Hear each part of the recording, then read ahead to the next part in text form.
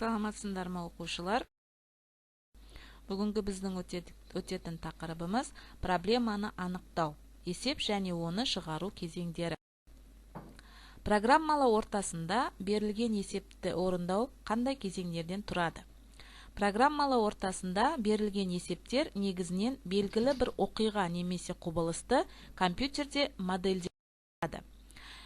Программалы ортасында есеп шешу кезеңдері бірнеше бөліктерге бөлінеді.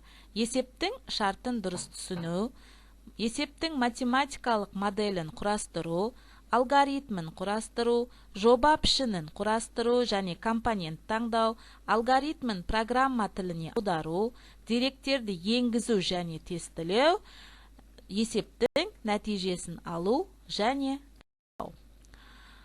Программалы ортасында есепті шешу үшін мысал ретінде ағашты тең бөліктерге бөлу жобасын қарастырамыз. Есебін қарастырамыз. Ұзындығы n метрге тең ағашты m бірдей бөлікке кесуге бола ма, болмай ма? Осыны анықта. Егер тең бөліктерге кесу мүмкін болмаса, бөліктерінің айырмашылығы бірден артық болмайтын бөліктерге бөл. Мысал ретінде 24, 6, 13, 4, 37, 8 деп берілген. 24, 6 дегеніміз 24 метрге тең ағаш 6 бөлікке бөліне ме деп сұрап отыр. 13 метрлі ағаш 4 бөлікке бөлінсін. 37 метрлі ағашты 8 бөлікке бөл. Нәтижесі 24 метрлі ағашты 6 бөлікке бөлген кезде 4 сандар тізбегі шығады. 13 метрлі ағашты 4 бөлікке бөлген кезде 3, 3, 3, 4 сандар тізбегі шығады. 37 метрлі ағашты 8 бөлікке бөлген кезде 4, 4, 4, 5, 5, 5, 5 сандар тізбегі шығады. Енді осы есепті шешу кезеңдеріні көріп шығайық. Бірінші, есептің шартын дұрыс түсіну. Есеп шарты бойынша екі шарт туындайды. Бірінші шарт, ұзындығы n метр ағашты m бірдей бөлікке бөлу. Екінші шарт, бірдей бөлікке бөлу мүмкін болмаған жағдайда бөліктердің ұзындық айырмашылығы бірден артық болмайтын бүтін бөліктерге бөлу.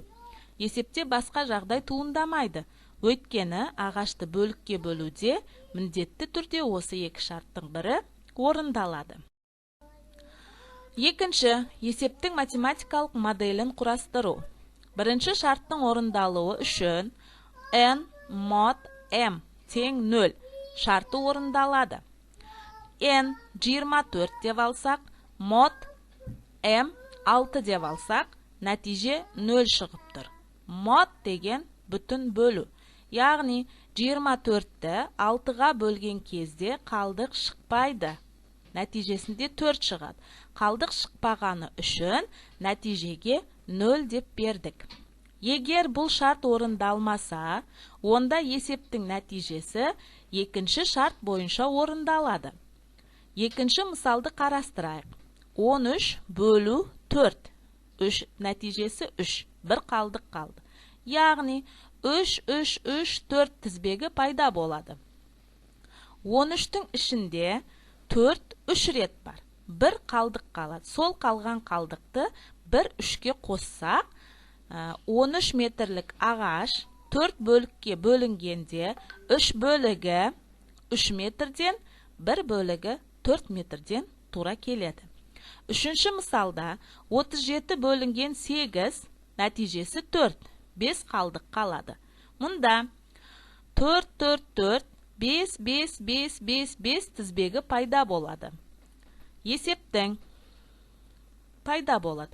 Мұнда да 37 метрлік ағашты 8 бөлікке бөлгенде 3 бөлігі 4 метрден, қалған 5 бөлігі 5 метрден, яғни қалдықтағы 5 осы 4-терге бір-бірден қосылып барды.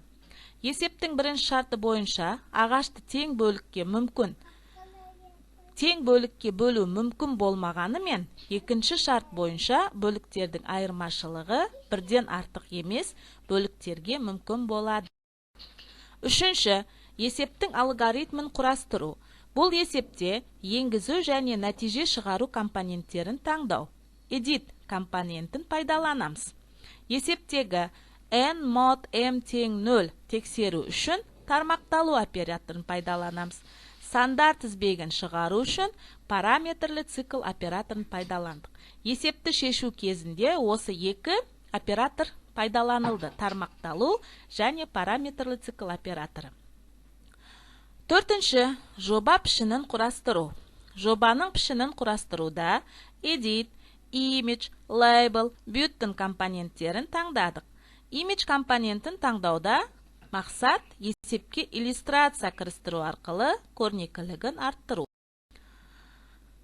Мына көріп тұрғаныңыз, осы біздің берілген есептің программасы, яғни алгоритм тілден программалау тіліне аудару.